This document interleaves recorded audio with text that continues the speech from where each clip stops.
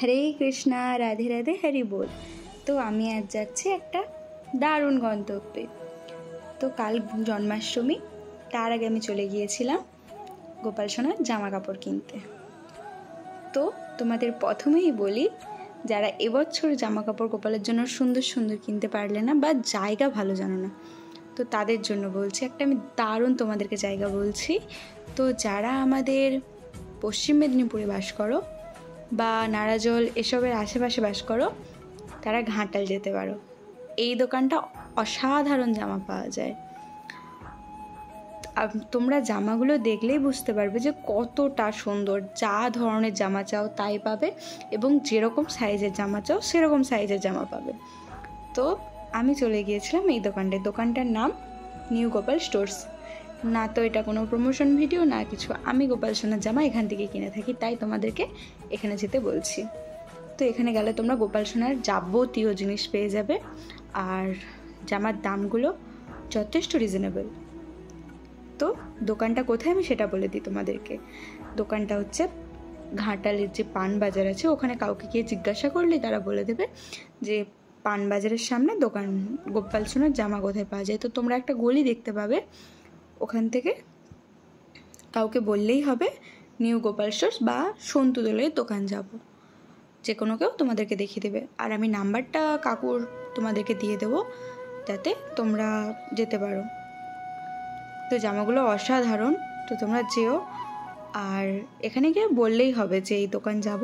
তো পাশাপাশি অনেকগুলো দোকান আছে, তোমরা ঠিক দোকানটা একটু দেখে নিও, কারণ খুব সুন্দর জামাগুলো পাওয়া যায়। আমি যে গোপালের জামাগুলো নিয়েছি আমি তোমাদেরকে সেগুলো দেখাবো বাড়িতে গিয়ে। তো তোমরা দেখো জামাগুলো কীরকম, কত সুন্দর জামাগুলো, একবার সেটাই দেখো। হরে কৃষ্ণা, জয় রাধে, হরি বল, প্রেম সে বলে রাধে রাধে, জয় শ্রীকৃষ্ণ। তো আমি যে জামাগুলো নিয়েছি সেগুলো যথেষ্ট রিজনেবল, আর তোমরা দেখো জামাগুলো খুব সুন্দর। আর যারা এখনও মনে হয় যে কালকের মধ্যে কিনতে পারবে, তারা অবশ্যই গিয়ে কিনে নিও। রাধে রাধে, হরে কৃষ্ণা। আর বড় কথা, কাকু কাকিমার ব্যবহার সত্যিই খুব ভালো।